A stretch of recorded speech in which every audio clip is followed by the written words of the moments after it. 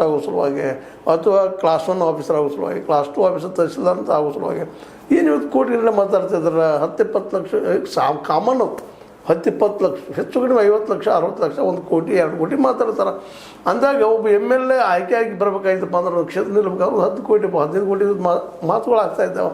ಸ್ವತಂತ್ರವಾದ ಮೀಡಿಯಾಗೆ ಬೇಕಾಗಿರುವುದು ಸ್ವತಂತ್ರ ಧ್ವನಿ. ಆ ಸ್ವತಂತ್ರ ಧ್ವನಿ ಉಳಿಸಲು ನೀವು ಮಾಡಬೇಕಾದದ್ದು ಇಷ್ಟೇ. ಅದೇನಪ್ಪಾ ಅಂತಂತಂದ್ರೆ ನಿಮ್ಮ ಕೈಲಾದಷ್ಟು ಸಹಾಯ ಈ ಚಾನಲ್ಗೆ ಮಾಡಿ ಹಾಗೂ ನಿಮ್ಮ ಧ್ವನಿಯನ್ನು ಕಾಪಾಡಿಕೊಳ್ಳಿ.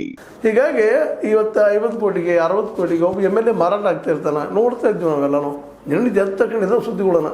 ಹೀಗಾಗಿ ಈ ಒಂದು ನೆಲೆಗಟ್ಟಿನಲ್ಲ ಸಚಿವ ಸ್ಥಾನದ ಆಕಾಂಕ್ಷಿಗಳು ಭಾಳಷ್ಟು ಇದ್ದಾರೆ. 20 ಸೀಟಿಗೆ 80 ಜನ ಇದ್ದಾರೆ. ಅದ್ರಲ್ಲಿ ಜೂನಿಯರ್ಸ್ ಇದ್ದಾರೆ, ಸೀನಿಯರ್ಸ್ ಇದ್ದಾರೆ. ಯಾರಿಗೆ ಸಿಗ್ಬೋದು ಅನ್ನೋದು ಮಾತ್ರ ಇನ್ನೂ ಕುತೂಹಲಕಾರಿ ಅದ. ಆದ್ರೆ ಇದು ಸಮಸ್ಯೆ ಸಾಲ್ವ್ ಮಾಡುವಂಥ ಶಕ್ತಿ ಯಾರಿಗಿದ್ರೆ ಅದು ಸಿದ್ದರಾಮಯ್ಯ ಒಬ್ಬರಿಗೆ ಅಂತ ಹೇಳ್ಬೇಕಾಗದು. DK ಅವರು ಎಷ್ಟೋ ನಾವು ಬುದ್ಧಿವಂತರಿರ್ಬೋದು, ಏನೋ ಇರ್ಬೋದು ಹೇಳ್ಕೊಬೋದು, ಇದ್ದಾರು ಇಲ್ಲ ಅಂತಲ್ಲ. ಯಾಕಂದ್ರೆ ಈಗ ಸಿದ್ದರಾಮಯ್ಯ ಕೈಯಿಂದ ಮುಖ್ಯಮಂತ್ರಿ ಸ್ಥಾನ ಹೆಂಗೆ ಕಸ್ಕೊಂಡ್ರು ಅನ್ನೋದು ನಮ್ಮ ಕಣ್ಣು ಮುಂದದ.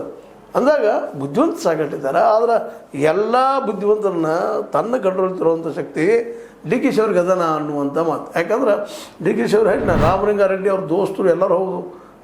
ನಮ್ಮ ಬೈರೇಗೌಡರು ಮಗ ಕೃಷ್ಣ ಬೈರೇಗೌಡರು ಅವರು ಜೊತೆಗಿದ್ದಂಥವರು, ಅವರನ್ನು ಒಪ್ಪಿಸ್ಬೇಕಾದ್ರೆ ಕುರಿ ಕೋಣ ಬಿದ್ದು ಹೋಗಿಬಿಟ್ಟು ಮತ್ತು ಅದಕ್ಕೆ ಹೈಕಮಾಂಡ್ ಹೇಳೋದು, ಅದು ಹೇಳೋದು, ಇದು ಹೇಳೋದು, ಏನೇನೋ ಹೇಳಿ ಕಡೆಗೆ ಮೌನ ವಹಿಸಿದ್ದಾರೆ. ಇನ್ನು 20 ಸೀಟುಗಳಿಗೆ ತಮ್ಮ ಹೊಸಬರಿಗೆ ಒಂದು 20 ಜನಕ್ಕೆ ಏನಾದರೂ 15 ಬೇಡ 10 ಜನಕ್ಕೆ ಕಡೆಗೆ